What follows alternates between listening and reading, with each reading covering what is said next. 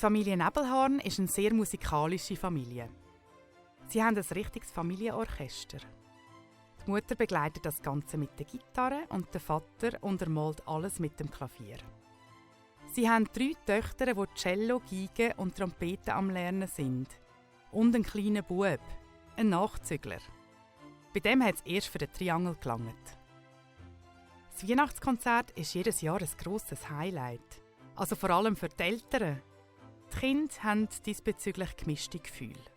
Besonders die mittleren beiden Töchter haben das mal überhaupt keine Lust auf das alljährliche Weihnachtsspektakel. Oder in ihren Augen Weihnachtsdebakel. Das liegt auch daran, weil jetzt zusätzlich noch der Kleinste reinfunkt.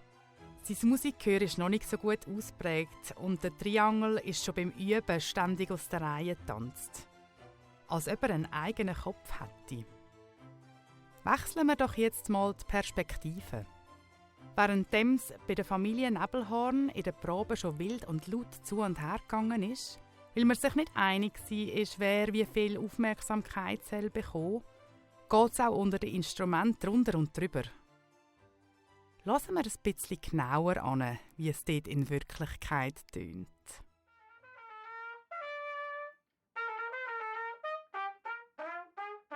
Oh Mann! Das verjagt mir fast meine sanften Ohren, wie falsch Trompa die ganze Zeit trompetet. Das hat doch nichts mit Takt zu tun und tönt kreuzfalsch. Außerdem ist sie viel zu laut. Hey, das stimmt doch gar nicht. Das sind kreative Einlagen. Und sowieso, du musst gar nichts sagen. So wie du auf deiner Gegenseite rumkratzt, Georgina. Dort schudert es einem beim Zuhören. Wie wenn jemand mit seinen Fingernägeln über eine Schiffertafel kratzt. Hört doch bitte auf streiten, mischt sich Celina ein. So kommen wir nie zusammen und es sind doch nur noch wenige Tage bis zum Heiligabend. Außerdem hört man meine sanften Cello-Saiten gar nicht schwingen, wenn ihr so rumschreit. Celina hat recht, meint klimpernd das Klavier Klaus und stimmt einen versöhnlichen Ton an. Fangen wir einfach nochmal von vorne an und alle geben ihr das Beste. So schaffen wir sicher eine schöne Harmonie.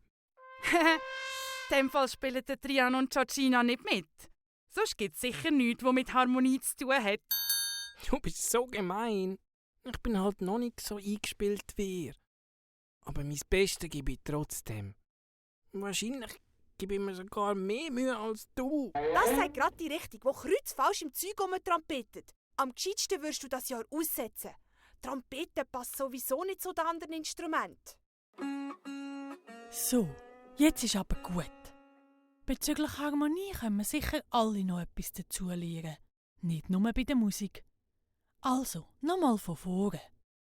Gisela hat es gerade noch mal geschafft, die Streithälse auseinanderzubringen und schlägt da gehört von O Tannenbaum an.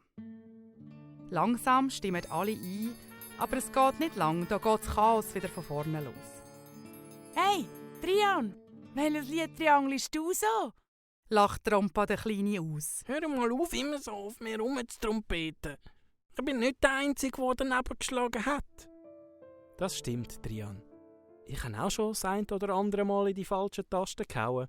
Und bei dir hat es im Fall auch noch ein paar falsche Töne drin gehabt, liebe Trompa. Darfst du bei dir selber auch ein bisschen genauer anhören? Ich habe gedacht, nur meine Virtuosität eingebracht und ein bisschen improvisiert. Ihr seid ja nur neidisch, als ich euch nicht den Lami Marsch blase.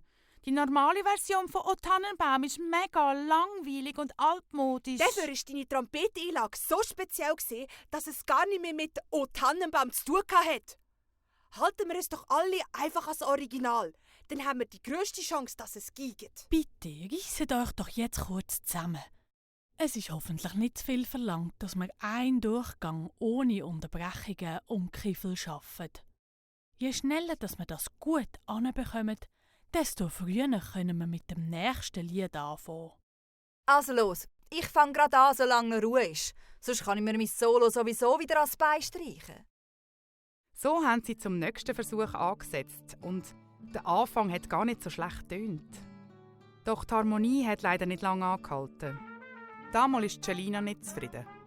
Jetzt langt's mir mit dir, Trompa. Du weisst genau, wann mein Solo-Teil kommt und blasest einfach dazwischen. Du sabotierst das Stück mit Absicht.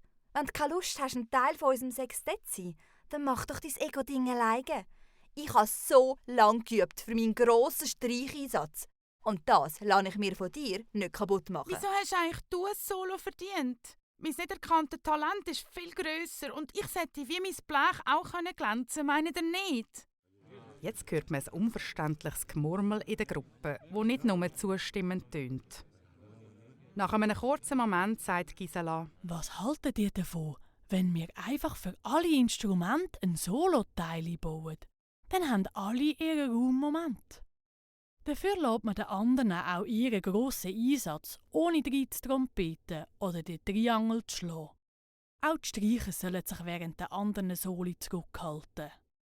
Das ist eine super Idee, liebe Gisela. Du weisst einfach, wie man ein Orchester zusammenhaltet und mit der richtigen Harmonie spielt.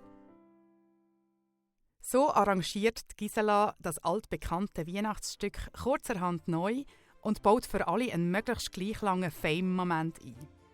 Sogar der Trian kommt noch zu einem angemessenen Triangel-Solo.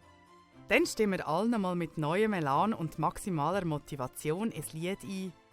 Und siehe da, es gibt eine einzigartige Version, die noch nie jemand in dieser Form gehört hat. Wie ihr also seht, lohnt es sich, alle Bedürfnisse abzudecken, damit am Schluss ein schönes Gemeinschaftswerk entsteht. Das heisst aber trotzdem nicht, dass nachher gar nicht mehr gekriffelt worden ist. Doch die Hauptsache ist, dass die Familie Nebelhorn zum Schluss noch ein schönes Weihnachtskonzert mit der richtigen Harmonie vorgeführt hat.